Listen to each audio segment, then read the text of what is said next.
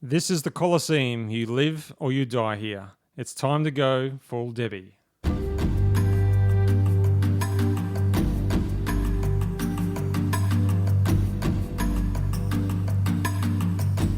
Welcome to Drop Your Buffs. This is Stuart, and we're talking about Survivor Game Changers tonight. With me, as usual, my co-host, Craig. How's it going? Hello, Stu. How are you? A double episode, our first one. Double episode, but it was a lot more tamer than the last few episodes, wasn't it? Yeah, it was actually kind of nice to return to what you expect of Survivor. You know, we have some twists and turns along the way, but nothing super. We didn't go full nuclear like we have last few episodes. This was really back to regular programming, wasn't it? Yeah, pretty much. Albeit in an elevated state compared to perhaps what we've seen in some previous seasons. It's being played so hard this series, but it felt more like a normal sort of night of Survivor. That's right. Yeah, which was great. Now, just before we get started, if you're listening to this podcast and you do like listening to Drop Your Buffs, we just ask, can you give us your support, show us your support by going and giving us an iTunes review. Yeah, that'd be great if you could do that. Yeah, and there's a special link that's in the show notes, but it's just if you just go to dropyourbuffs.com/review, that should take you to our the iTunes page, and there you can leave a review there, and that just helps us get out to more people and just try and expand the listeners that we have. So if you can, that'd be great. Yep. Thank you for doing that for us. And also, before we just sort of carrying on from the whole big episode that was last week, the big Zeke reveal. Craig, did you hear about Zeke and Hannah? No. Because I think it was pretty soon after the episode aired, but Zeke proposed to Hannah and they're engaged. Oh. Did you know that? No, I did not know that. Congratulations. So Hannah, of course, Hannah and Zeke were both in Millennials versus Gen X. Oh, wow. So they knew each other from there. And there you go. if you follow that on... Well, the reason why I knew that is because our other co-host, Eliana, she follows them on Instagram. Oh, so there you go. she's totally up to date on all the news. And so she told me first. Brilliant news. That's great news. And so that's great. Awesome to hear. And of course, with this episode, it carries on pretty much straight away into... Well, what sort of happened after the aftermath of that? Yeah, very much so. Council. Back at camp, Sarah and Ty had a bit of a talk about it, and Ty was again quite emotional, following on for how he reacted at Tribal Council to the events there, and Sarah also was very had that very strong feelings towards. I mean, Sarah aired those very strong feelings at Tribal Council itself, and continued the conversation later. So, but really that was really the only sort of detailed discussion we had amongst the other survivors of what had happened the night before. But I was wondering at that point, there was a whole tribe that wasn't present for all of that. Were they going to find out? And we now know they did, but that happened a bit later on. And Zeke himself had a few words to say, and he basically said, "I like these people, and in your lowest moment, even though they're there to sort of ultimately compete against you, they had my back," and he really appreciated that. So yeah, that was that. Yeah. Then straight into a reward challenge. Or is it? Well. I think they arrived thinking they were probably going to a reward challenge with a beautiful feast laid out on the table for them there, but I think that they just assumed that it was the merge, because it was a Drop Your Buffs moment. What's that? I can hear in the background, Craig. Oh, it sounds like fireworks. So this is the third Drop Your Buffs this season. It is, I know. Have we ever had this many before? It's fantastic. I don't think so. Yeah, just brilliant. Any chance to use the fireworks sound effect too? Yeah. But this, of course, is Survivor Game Changers, so they have to make it a little bit different. So there was a twist this time. And I liked this twist too. So the twist was, of course, that we're about to merge. Here is a feast. You can all enjoy it, but the catch is one person from each of the tribes has to volunteer to not participate. And if they can't get two volunteers, one from each tribe, they're all having crackers and cheese and a swig of drink. One cracker. Literally one cracker and one swig of drink, one swig of iced tea out of one bottle, and that's all you're going to get. So I was thinking, wow, how is this going to play out? We could be here for hours working out whether, who's this going to be. But very quickly, though, surprisingly... It was quite quick. It got resolved. I mean, Culpepper immediately stuck up his hand that he would sit out, and Zeke saw straight through that strategy. But Did it do any harm? I don't think so. Did it do him some good? Maybe. And then Ty on the other side, he volunteered, and Andrea really appreciated that. Yeah, well, the way that Brad put it was, I think he was just thinking about just what the very next tribal council might be, and he thought just by doing that one thing, at least he thought he'd be safe for at least one more tribal. He's playing such a different game this time, isn't he, compared to when he's played before? He is. He's playing a very, very smart game. He's not. He's keeping those emotions under control. He's not flip flopping backwards and forwards and causing people not to trust him. He's just playing sensibly, making moves when he has to, staying in the background to some extent. A very, very different Culpepper this time. Well, maybe also he was thinking, because this is the merge now as well, he is a bit of a natural target to be voted out. Yeah. Post-merge. Because he's a strong competitor. That's right. And he has been instrumental in winning so many of those challenges before. You're right. Up to this point, he can mount a justifiable argument that you need me to keep our tribe strong and get us to the merge. That's right. He's done that. His whole game has to change now. And then also, of course, we were subtly reminded that Sierra still has that legacy advantage. Yes. Just in case we had forgotten. So and she can't use that until there's, is it 6 people left or something like that? It's fairly late in the game. Well, it was on this first half of the episode, so it was 13. And I can't remember if it's 6 or 7 left. So she now can't use it for quite some time, having not used it tonight, as it turned out. So, it'd be interesting to see if she's still going at that point, whether she gets the chance to use it. But the feast happens, they're back at camp, and conversations are immediately happening. There's people going everywhere. 13 people is a large merged tribe, and it's a little hard to keep track of, isn't it? Yeah, it is. It's hard to keep track of what history people have with each other, but not only in this season, but also in previous seasons. Because so many of these people have played multiple seasons. Well, they've all played a multiple season, but so many have played more than 2. And to remember who's played with who and on what tribes and on what circumstances and who did terrible things to who and then who's playing this season together, it's very hard to keep track of it. I think my overall impression was that everything seemed very fluid. It's a good word for it. Very fluid. There was nothing set in fluid, and Debbie was not drinking any of the fluid. No, apparently. Well, that's what she said. I don't know, but it looked like she'd been drinking some of the Kool-Aid, didn't it? I mean, no one likes the weird crazy lady, do they? No, and she thought that she was doing crazy things to make people feel comfortable around her. I'm not sure that was really that really turned out that way. Yeah, it's a dangerous strategy to play. I would have thought if people think you're getting a little unhinged after 21 days or whatever it is now of not eating enough and not sleeping enough and getting a bit physically and mentally worn down, who knows what you might do in a tribal council situation. So I thought that was an innovative strategy, shall we say, at this point in the game. But anyway, and then she made a peace with Culpepper as well. She obviously a few episodes back, she had a little bit of a meltdown on the beach, and it was largely directed at Culpepper. But she made a point of making peace with him. Yeah, so I did agree with that bit of totally. strategy. Yeah. That was, and I think it was quite genuine, and I good. think he quite appreciated that. So we'll see what happens there.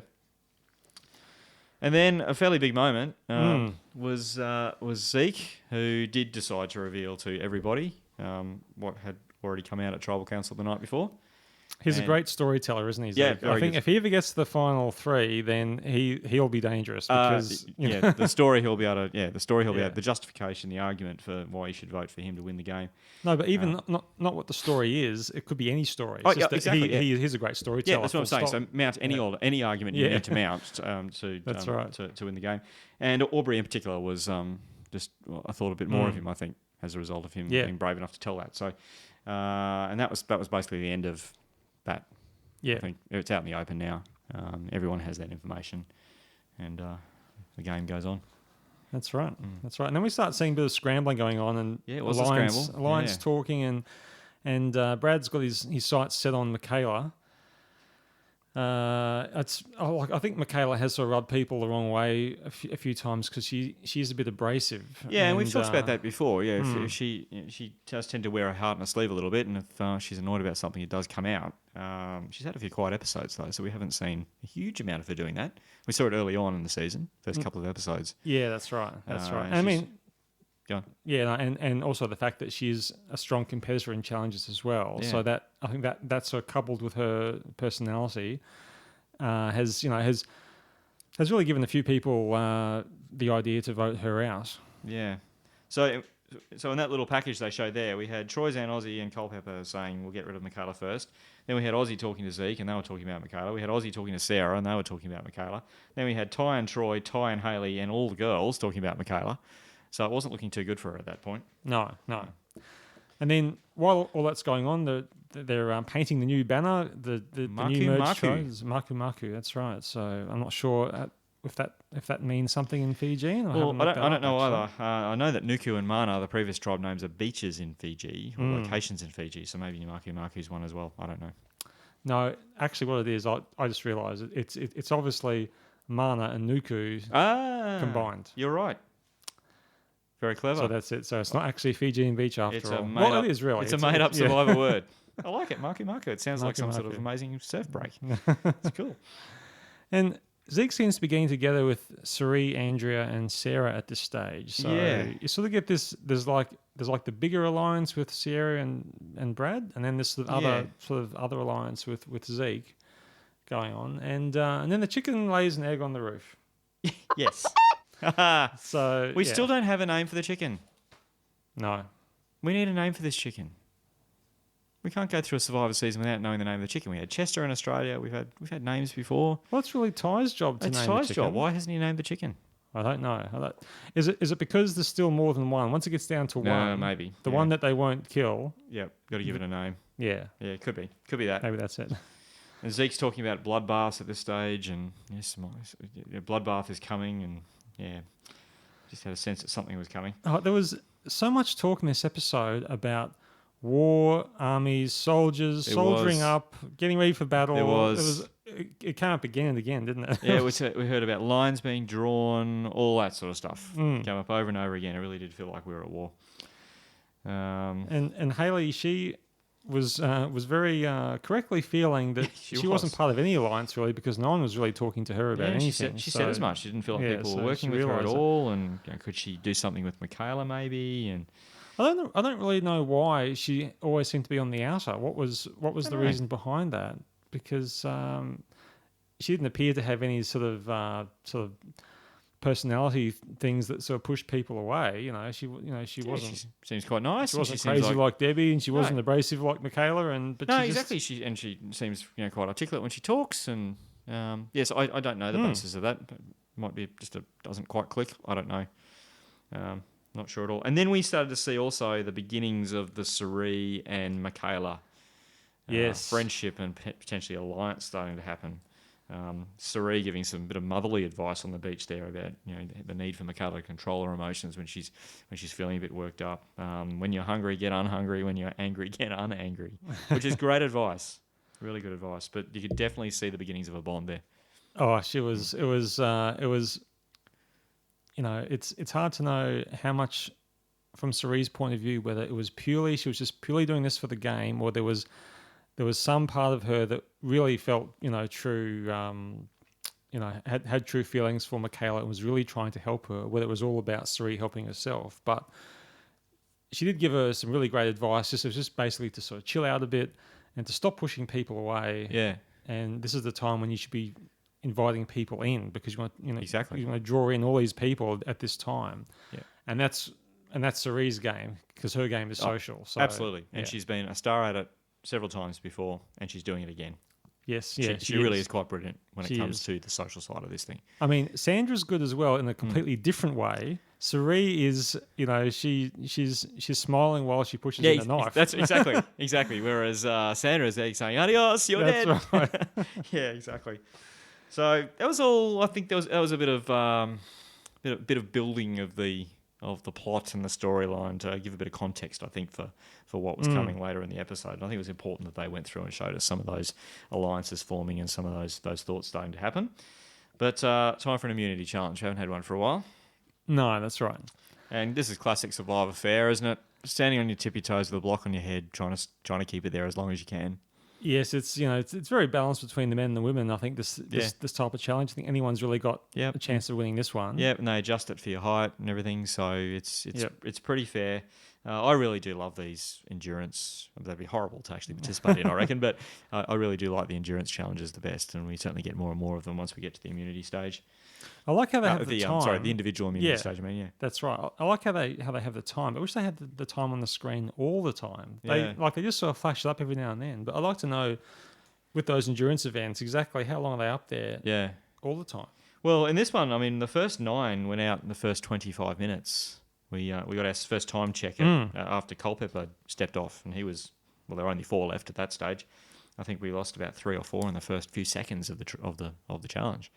But 9 out. We didn't actually find out how long that went, but in the end, it was Andrea who was successful getting immunity there. And that's right. And the first woman to win that particular challenge in Survivor history. Mm. Cool. Well done, Andrea. She's actually quite strong physically. We've seen that before. Well, I think overall she's just a very well-rounded player because plays a good social game. And does well in physical challenges, puzzles as well, and all that sort of thing. So that's exactly right. Now over to the pre-tribal scramble. Michaela's feeling threatened. They start getting worried about whether there's an idol. They're talking about splitting votes. Who has an idol? They're not sure. Maybe Hayley does. They start thinking Hayley's got one. It's all over the place at this point. Yeah, well, it seemed like Sierra's whole basis for going for Hayley was that she thought she had an idol because she was acting really confidently. So that was the only evidence she had was that Hayley was confident. Yeah, and Sari picked up on that and sort of went, well, there was that, but Michaela was saying things like she felt like her name was the one that was going to be written down, and Sari was starting to say, well, why would I do that? Especially when she's been building this bond with Michaela. Yeah. She wants to have, because a lot of the winners of Survivor do have an offsider who is absolutely loyal to the end. Yes. And the classic, the very first time we saw that was Tina and Colby in the second season, which was in Australia, and they went all the way to the end, and it was because of that relationship. We saw it with JT and Stephen Fishback in their series. JT would not have got to where he was without Fishback there. That's right. And there's been numerous cases of that. And you need that not only for their vote, but you need that for intelligence as well, because you'll find out other things that you won't find out directly yourself. Bouncing off ideas, the whole works. Yep. And what's even better with Sari and Michaela is for them, that is a secret bond at this stage that no one realises. So that is very powerful. Which again is Sari's really excellent strategic play, knowing that now is not the time to reveal that they have that relationship. Later on, there might be some value later on, but at the moment there is no value in doing that, and she's really at pains to make sure Michaela does not reveal it. That's right. It was interesting, just before we get to Tribal Council, it was some of the body language and where people were sitting and how they were sitting I thought was really interesting during this pre-Tribal Council. So Sierra in particular, who's clearly trying to control this process, is sitting there in the hammock. People are coming to her to visit her. She's sort of acting like she's the queen. Did you sort of get that sense? You had Debbie there, sort of at her side, going, "There's a new sheriff in town," and saying all that sort of stuff. But did you pick up on that? Oh yeah, no, because Sierra was the new sheriff in town, wasn't she? And that's what that's what the episode was named as well. That's right. And it was like the sheriff with all of her deputies around. But that's exactly what it looked like. With that posse. Oh yeah, that's right. So I thought that was really interesting to watch and seeing where some of the power is lying and who's aligned with who and who's trying to be aligned with who. And so anyway, with that in mind, off we went to Tribal Council, which is interestingly enough Sari's first Tribal Council in this season. And it's only because there's only one tribe now, so she has to go to every tribal from now on. That's the only reason why she's there. So it's taken, 20... How many days are we up to now? 21, 24, something like that? It's taken that long for her to get to a Tribal Council. It's about 20 days at this stage, amazing. I think. Yeah. So I think most people had a chance to say a few words at this Tribal Council. We had Zeke talking about how the strategy shifts. There's a big shift at the time of the merge because you've got so many more people to deal with and you don't know who's with who. And we had Andrea talking about lines being drawn. Debbie said she didn't expect to be shocked tonight. Hayley was in the dark about what was going on. Michaela was worried, but she gave quite a good diplomatic answer, I think, when Jeff quizzed her on how she was feeling. Yeah, what was that? What did you say? Oh, I can't remember, but I've written down she wrote a good answer. And you had Ty looking ahead to the next 2 or 3 votes. Aussie's considering risk and Oz being played. So they're all sort of just dancing around, just trying to work out where they're going to go. I thought it was all pretty much standard sort of Survivor talk, really. There wasn't too much coming out that was until Haley.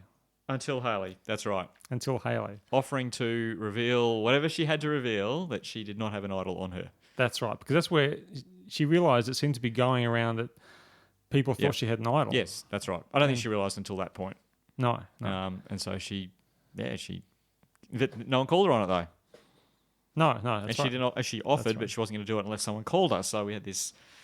Again, we're dancing around it. Is it a good idea to make her reveal it? Whatever. So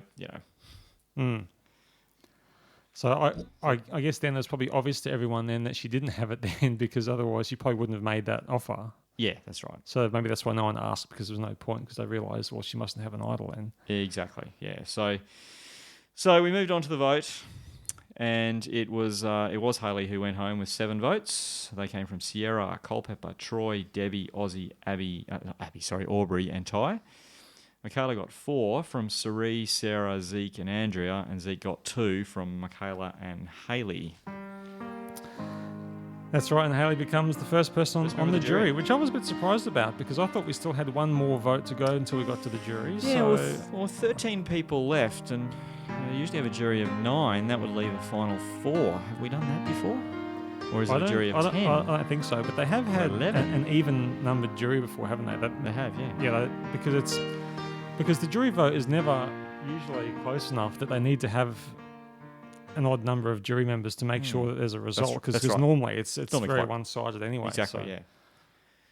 Yeah, so don't quite know how that's going to... But look, we just talked about jury over the sad music there, but I don't really feel like I got to know Haley very well, really. No, series. And I think that happened in her earlier season as well, was that you only really got... you were just starting to get to know her, and then suddenly she's out already. She's gone. Yeah. So anyway, thanks for playing, Haley. Obviously, the really interesting thing I think that happened in this vote was the way Cerie and Michaela were playing. Yes. So Cerie, despite forming that alliance with Michaela, still voted for Michaela, and she made very sure that Michaela voted for Zeke because she didn't want to reveal yet that alliance is taking place. So they had to vote along the way they were obviously told to vote. Yeah, so there still had to be 2 votes for Zeke in the end by someone. Exactly. So if there'd only been 1 vote for Zeke, if Michaela had gone with Cerie and voted some other way, that would have created some suspicion, I think, from the other tribe members, and that's what Cerie was trying to avoid. So Michaela went along with the deal, and she did vote for Zeke. We didn't see it in what we were shown, but for Cerie to vote for Michaela, she must have been very confident that Michaela was not going home, and that Haley had the numbers to be voted out. Otherwise, I don't think she would have done that. It was a hell of a risk if she wasn't very, very confident about how that vote was going to go. Yeah, so she took a risk, but it was a great move by Cerie. Absolutely, as it turned out, in hindsight, it was great. But it could have gone wrong. But I think she must have been very confident and preserved the secrecy of that alliance that has formed there. That's right. So it was a great bit of play looking ahead. Several tribal councils. Absolutely. Yeah.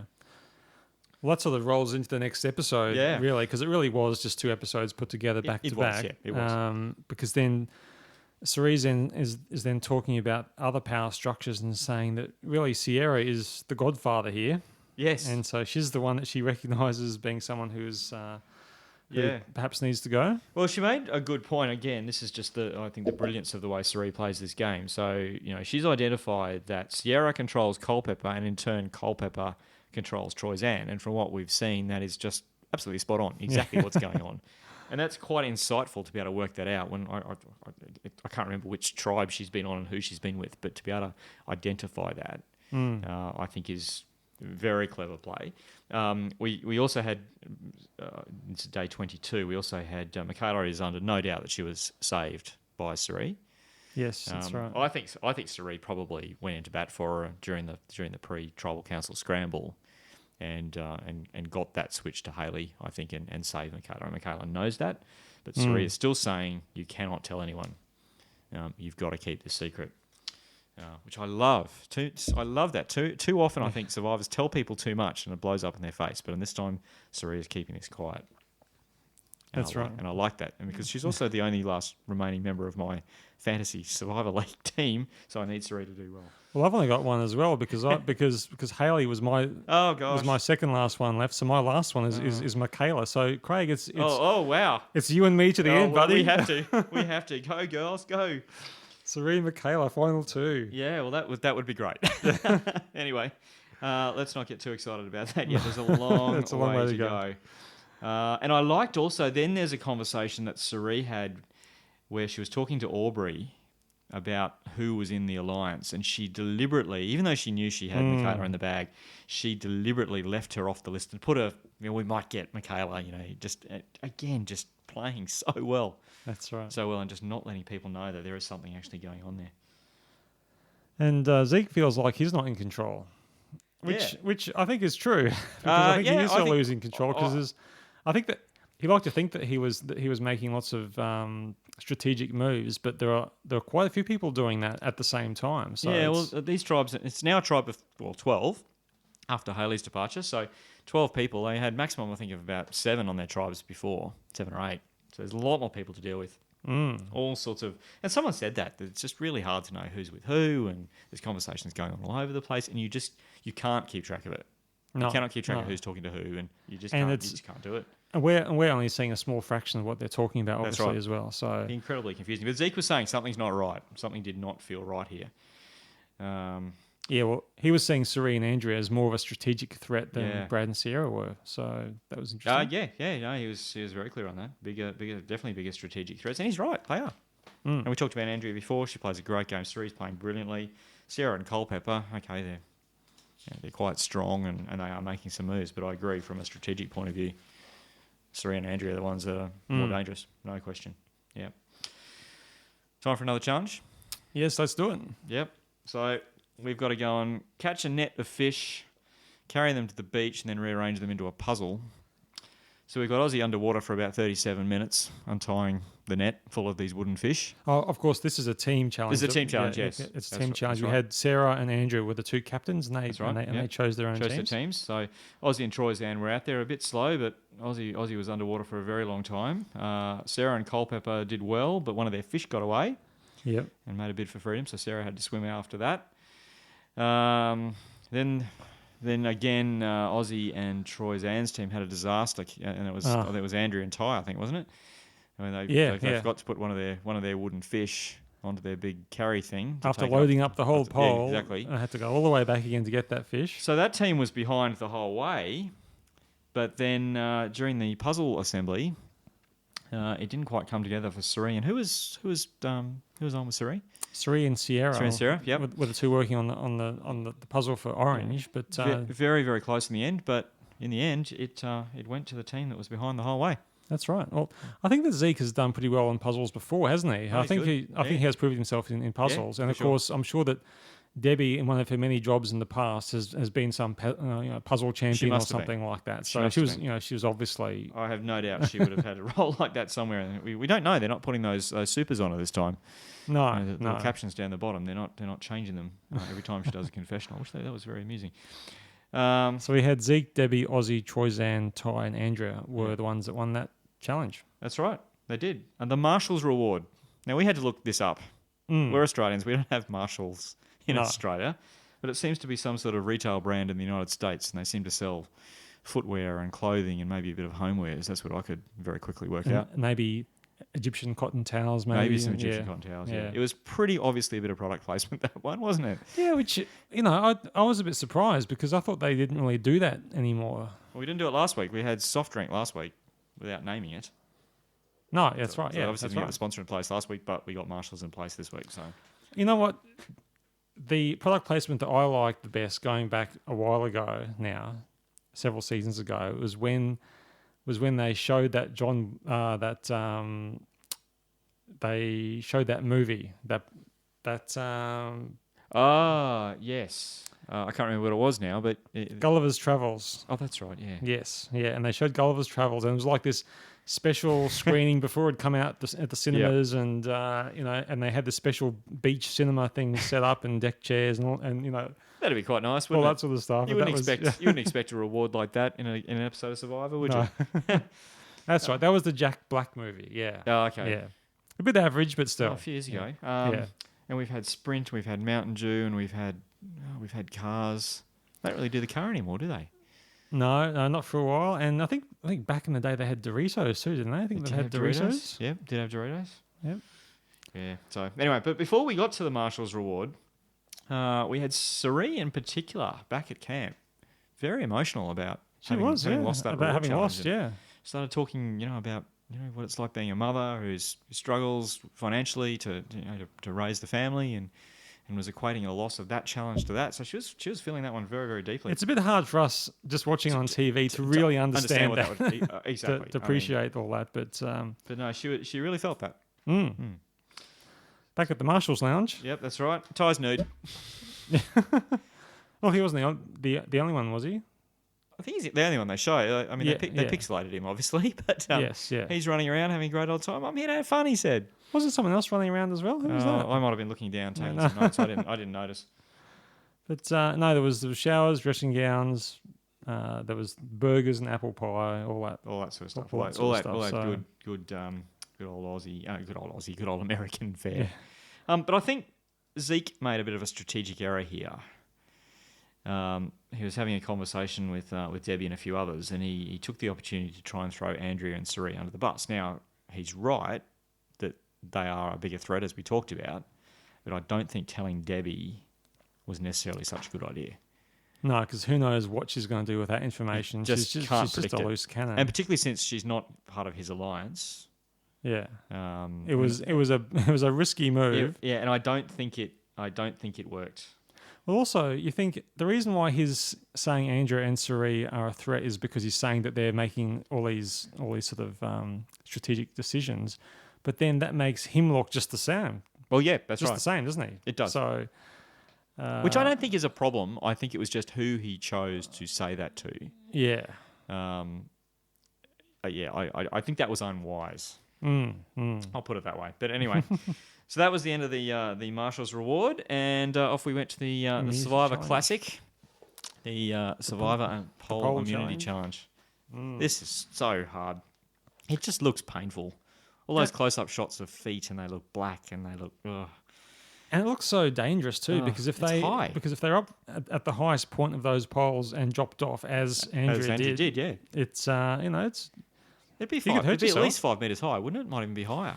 Or I'm not sure it'll be 5 meters, but it's certainly high enough. It's high enough to certainly do yourself some damage if you land awkwardly on your leg or something. Yeah, exactly. So. Exactly. And this is one Aussie has won twice before, so right. He's undefeated in this particular challenge. Yep. Sierra, correct, twice. Sierra has done it before as well, and I was surprised that very few of the others had participated. It feels to me like we see this basically every season. Oh, I don't think it's every season. No, it's not. It doesn't feel clearly that. It isn't. Clearly, it isn't because the vast majority of these guys had never participated in this one. So I was surprised by that. Yeah, that's true. So we lost. What do we lose? We lost 8 in the first 20 minutes. We then had Michaela drop out around sometime before the 40-minute mark. Andrea, as we talked about, had the big fall sometime after the 40-minute mark, and then looks like it might have been an hour and 35 minutes plus a little bit into it. We still had Aussie and Ty up there. And all of a sudden, Aussie's down, and Ty hashtag dethroned him. Did you notice that? I did. Well, for a long time, Aussie and Ty were just looking so comfortable and then it seemed like they just get to a certain point and their bodies just start to give in, and there's nothing they can do about it. Look, and once Aussie was down, he was down for the count, and he was bleeding, and so I thought that was a nice moment after Ty had won. He went over and had a bit of a hug and everything. I mean, it was good. But so Aussie was dethroned. So he's done that 3 times. He still won twice, which I still think is amazing. But I guess he's a bit older now. Yeah. Than he was last time. Yeah, exactly. So well done. I mean, although Ty's older though. Ty's also not. He's not a young man either. No. So he did exceptionally well. Yeah. And from Ty's point of view, I mean, remember he's got 2 immunity idols. So to have immunity, it basically buys him. Assuming he chooses to play as immunity idols, obviously it buys him 3 lots of immunity in a row. So he can get quite deep into the game here.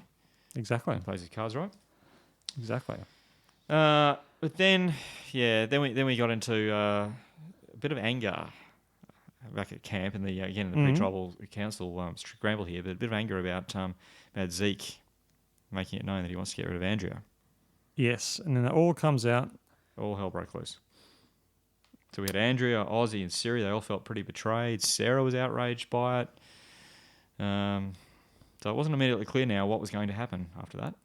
No, so at that point, it was looking pretty bad for Zeke, wasn't it? Because he didn't seem to have any friends at that stage. Yep. He was really off on his own. But then out of nowhere, Debbie suggests to Cyclone Sierra. Debbie. Cyclone Debbie, which has just ripped through Australia. Yeah. Cyclone Debbie suggests to Sierra to vote for Aussie. And all of a sudden, she's running around camp whispering that in everyone's ear. Yeah. Vote Aussie, we're going to blindside him. I don't know if she had anything in particular against Aussie, or whether she just said, "This is my chance to make a big move that I can say that I did this." Which I think it's more. Yeah, I think it is that, but I think it's more than that. I think she saw the opportunity.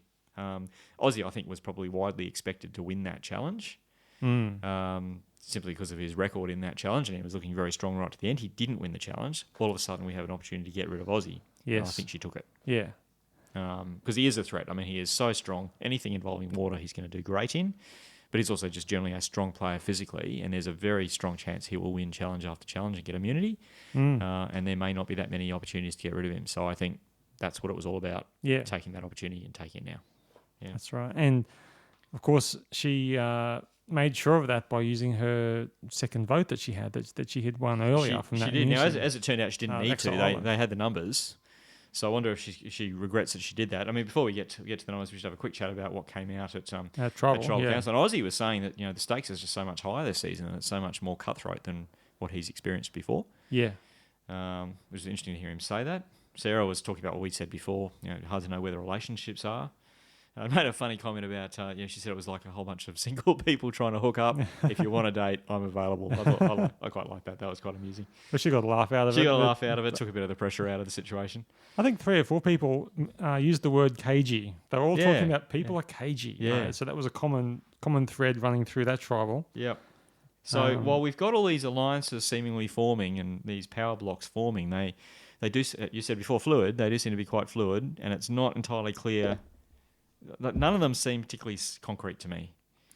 No, all I got out of it was that there was obviously a lot of distrust and just general confusion. And so in the end, even I wasn't really sure where things were going to go for that tribal. Yep. For that vote at all. It was all very up in the air. And I'm not going to attempt to repeat what Zeke said because I have absolutely no idea what he said, but it was full of double negatives. If you don't know that he knows that I know that you don't know, it was all that kind of stuff. I have absolutely no idea what the hell he said.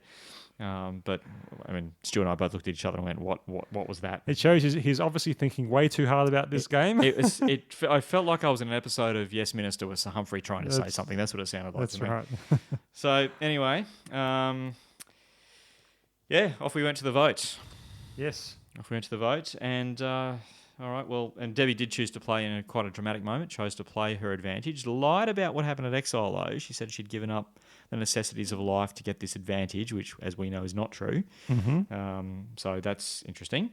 And played it, and we know that she played it in favour of Aussie. So Aussie ended up getting 8 votes. Zeke had 4, Sierra got 1, and Aubrey got 1. The 8 votes for Aussie included 2 from Debbie. And Aussie, one of the greats of Survivor, is what is he? The 8th one voted out. Yeah, so he's off. So taking over the jury. I think that he looked pretty surprised that he got voted off, didn't he? He looked quite stunned. And actually, I'm surprised there was no hashtag blindside on the screen. Well, he was hashtag dethroned. You can't have 2 hashtags for survivors. That's right. That's right. So I honestly thought Aussie was going to go far, but not this time. No. But look, good move from Debbie to orchestrate that. I think he is a strong player, and it was the time. If they're going to do it, that's the time to do it. That's right. So that was that. I mean, it's interesting now where we're at. I mean, you got any inkling about how this is who might win this? You starting to get a feel? Well, there's no real clear. I can't see any people that seem sort of particularly safe, although. In this episode or the last 2 episodes is where, as you've pointed out, you can really see Cerie starting to to make her moves. And so from that point of view, I think she's looking the strongest at the moment because I think that no one has really suspected her or thrown her name up at all, have they? And another one who did that, I mean, one vote came out for her tonight, that was Aubrey. But you never really hear Aubrey getting talked about as one of the people who needs to go home. So she seems to... just sort of float along, and she makes some very insightful comments, and so she's clearly very aware of the strategy and where she needs to be going, but she doesn't seem to do it in a way that annoys people or causes people to distrust her. So I think Aubrey is looking pretty good. I think Sarah's looking pretty good too. Yeah. Actually, yeah. Playing a different game to what she played last time. I think with any of these people, they're fine at this stage if they keep sort of slightly under the radar, but they just have to do, I think, something memorable towards the end, so they can pull that out on that's almost in the like final three. That's almost like the outwit thing. It's almost like the respect card, isn't it? That they've done something so dramatic and so amazing that they get respect for it, even though it might have been quite a backstabbing or blindsiding moment. But yeah, that does seem to get rewarded, doesn't it? Oh, definitely more so. And we talked about Culpepper right at the start. I reckon Culpepper as well. He's playing a very different game this time, and it might just go well for him. Yeah, he is. I'm not sure whether, just his sort of the whole physical threat part of it is going to be true, make it difficult for him. But yeah. So anyway, we could be completely wrong, but I think we're at that point now where we can starting to identify who it is that might get there. So at least big players are gone. Well, what I like about it is at least it's not like some seasons where you sort of get to this stage and there's an obvious exactly. Larger alliance that just sits back and just picks them off, picks them off, which can get very boring. And look, we may get to that point. We're still in that stage where those alliances are being formed in the context of this merged tribe. But so over the next couple of episodes, that might become more clear, and we may end up there anyway. But I agree with you. I hope not. I hope it does remain really fluid. And we'll see where it goes. But yeah, it's like when you think about some of the people we've lost, we don't have Malcolm, we don't have Ozzy anymore, we don't have Sandra. JT. Some of the greats. There are some of the greats. Yeah, Tony Vlachos. So he's another winner. So some big players have gone. Yeah, that's right. Fascinating the way this is set up now. There wasn't much set up for the next week on Survivor. Really, there wasn't not really sort of that much. But the main thing I got out of it was Jeff Probst saying nothing is set in stone, or yes, I think someone said nothing is set in stone, which pretty much is just what we've been talking about. It's all pretty fluid. So we shall wait and see. Yes, well, what happens next week. Before we go, if you do get a chance, don't forget to go to dropyourbuffs.com/review and leave us an iTunes review. You can find that link on our show notes, or just go directly to dropyourbuffs.com/review. Awesome. And I think that's it for another episode, Craig. Yeah, plenty to talk about tonight. Double episodes always generate a bit more discussion. Yeah. Looking forward to next week. Should be good. See you then. See you later. Have a good week, everyone. Bye-bye.